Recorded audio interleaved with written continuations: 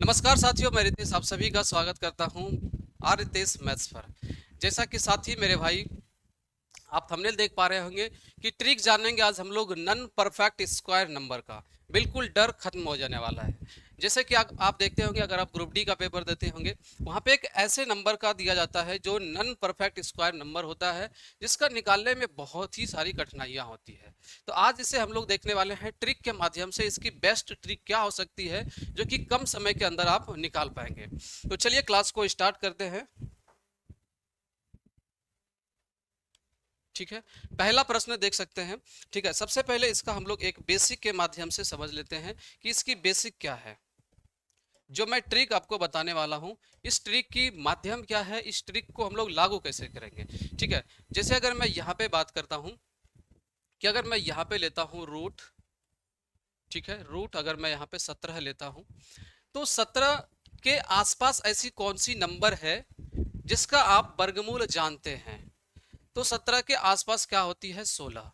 ठीक है, 17 के आसपास क्या होती है, 16, जिसका वर्गमूल क्या होता है, 4 होता है।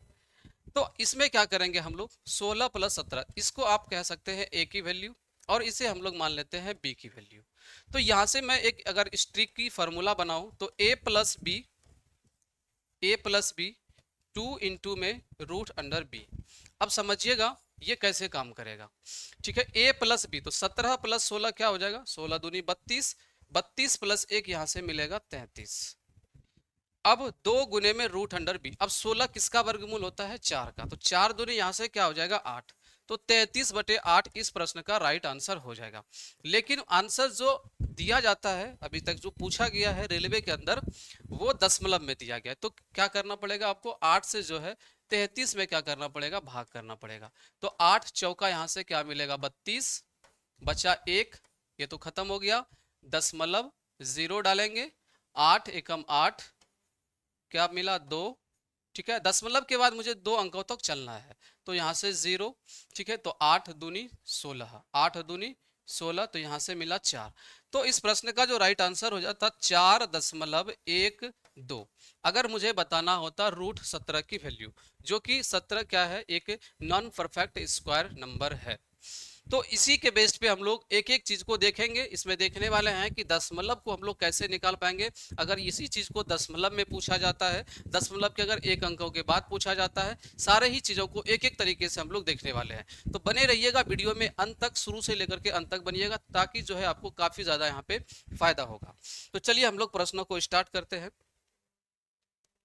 पहला प्रश्न आप सभी के बीच है, यहाँ पे दिया गया है कि रूट 15 का मान बताना है। अब रूट 15 के आसपास कौन सी नंबर है जिसका आप वर्गमूल जानते हैं। ठीक है, रूट 15 के आसपास कौन सी नंबर आता है, 16। क्या आता है, 16।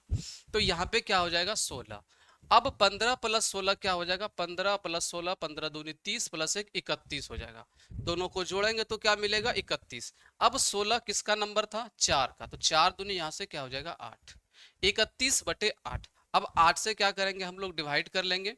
8 से क्या करेंगे, भाग दे लेंगे, और वहां से आंसर जो है निकाल लेंगे। 8 से 31 में भाग देंगे तो यहां से क्या मिलेगा, 8 तिया 24। ठीक है, 7 दशमलव आएगा 0। ठीक है, दशमलव आएगा 0। अट्ठी अट्ठी यहाँ से क्या हो जाता है, 64। 8 अठे 64। तो यहाँ से क्या मिलेगा आपको, 10 में से 4 चला गया, 6, और यहाँ पे खत्म। फिर से आया 0। 8 सते 56, 8 सते 56, तो यहाँ से क्या मिलेगा, 4।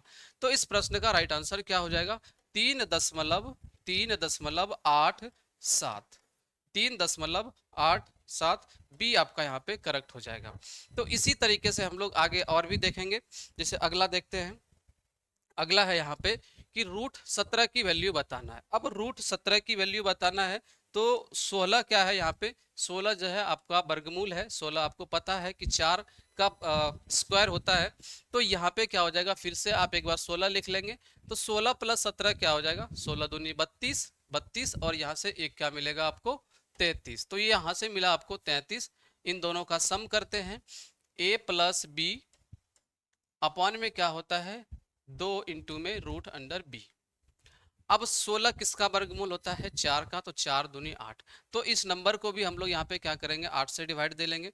8 चौका 32 चला, ठीक है, एक बचा 10 बन गया, 8 एकम 8, 2 बचा 20 हो गया, 8 दूनी 16। दशमलव के बाद मुझे 2 ही अंक तक रखना है।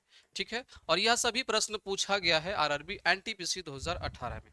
4.12 A will be the correct answer. पहला जो है आपका यहाँ पे करेक्ट आंसर हो जाएगा। चलिए अगले प्रश्न की ओर चलते हैं हम लोग।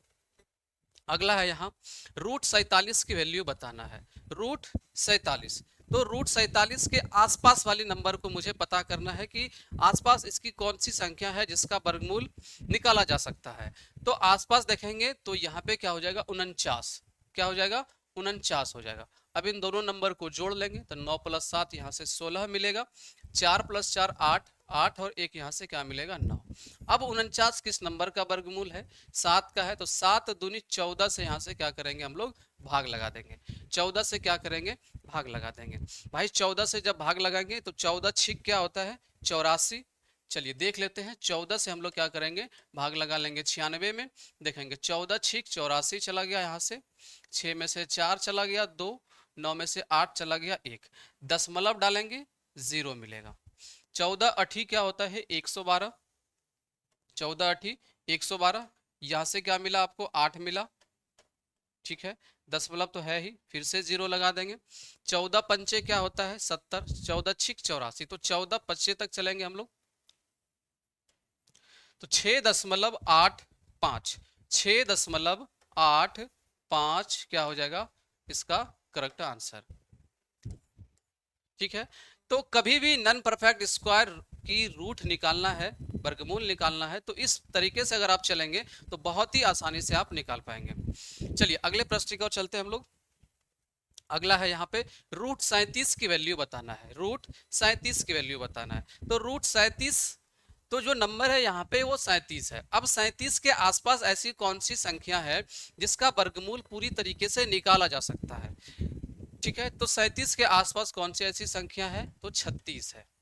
कौन सी है 36। अब क्या करना है 36 और 37 को जोड़ देना है। 7 और 6 क्या मिलेगा आपको 13, 3 + 3 6, 6 और 1 यहाँ से 7, 73 मिल गया। अब 36 किसका था, 36 था 6 का, तो 6 दूनी 12, बस 12 से क्या करना है आपको डिवाइड करना है। 12 से क्या करना है मेरे भाई डिवाइड करना है किसके अंदर 73 से। ठीक है, तो 12 छिक यहाँ से 72 चला जाएगा, क्या बचेगा 1, दशमलव डालेंगे 0, काम नहीं चला तो फिर से यहाँ पे एक 0 डालना पड़ेगा, तो यहाँ पे भी एक 0 आ जाएगा। तो 12 अट्ठी क्या हो जाएगा अब यहाँ से 12 8 96, 12 अट्ठी 96, तो यहाँ से मिलेगा 4। मुझे दशमलव के बाद 2 ही अंक तक जाना है, तो 6.08 इस प्रश्न का राइट आंसर हो जाएगा। 6.08 C will be the correct answer. चलिए अगले प्रश्न की ओर चलते हैं हम लोग। अब यहाँ पे आता है टाइप 2, बहुत ही प्यारा सा कहानी है इसके अंदर। अब जैसे यहाँ पे देखिए क्या दिया गया है, रूट में तो 5 तो किसी नंबर का परफेक्ट स्क्वायर है नहीं, लेकिन उसमें भी यहाँ पे दशमलव डाला गया है, तो डरना नहीं है। जिस विधि से, जिस मेथड से, जिस ट्रिक से हम लोग उसमें काम करते आ रहे हैं, उस मेथड से, उस ट्रिक से ही हम लोग यहाँ पे इसमें भी काम कर लेंगे। बस यहाँ पे ये देखना है, जैसे 0.5 है, ठीक है, इसको हम लोग कैसे लिख सकते हैं 5/10 रूट के अंदर। आपको ये समझ लेना है कि 0.5 है ना, तो पहले आप 50 की वैल्यू निकाल लीजिए। अब जैसे अगर मैं यहाँ पे अगर समझाना चाहूँ कि यहाँ पे मैंने कह दिया कि 5/10, इसको कटाना नहीं है, इसमें क्या कर लेते हैं हम लोग, इसमें क्या कर लेते हैं 10 का मल्टीप्लाई नीचे से, 10 का मल्टीप्लाई ऊपर से, तो ऊपर करेंगे तो 50 हो जाएगा और नीचे करेंगे तो क्या हो जाएगा 100। किसी भी नंबर के साथ अगर हम लोग ऊपर भी मल्टीप्लाई सेम नंबर के साथ नीचे करते हैं तो कोई फर्क नहीं पड़ता है। तो यहाँ से क्या हो जाएगा √50 आपको मिलेगा, √50 बटे में क्या मिलेगा, अब 100 10 का परफेक्ट स्क्वायर होता है तो 10। तो अब आपको क्या करना है, पहले √50 की वैल्यू निकाल लेनी है। किस मेथड से, उसी मेथड से। तो 50 के आसपास ऐसी कौन सी संख्या है जिसका वर्गमूल निकाला जा सकता है, तो कहेंगे आपकी सर 49 हो जाएगा। क्या हो जाएगा 49 हो जाएगा। अब इन दोनों नंबर को जोड़ेंगे तो यहाँ से क्या मिलेगा 50 + 49 जोड़ेंगे तो क्या मिलेगा 50 दूनी 100 होता है, एक कम, तो यहाँ से क्या हो जाएगा 99 मिलेगा। अब 49 किसका वर्गमूल होता है 7 का, तो 7 का डबल कर देंगे, 7 दूनी 14, तो इसमें 14 से भाग लगाएंगे।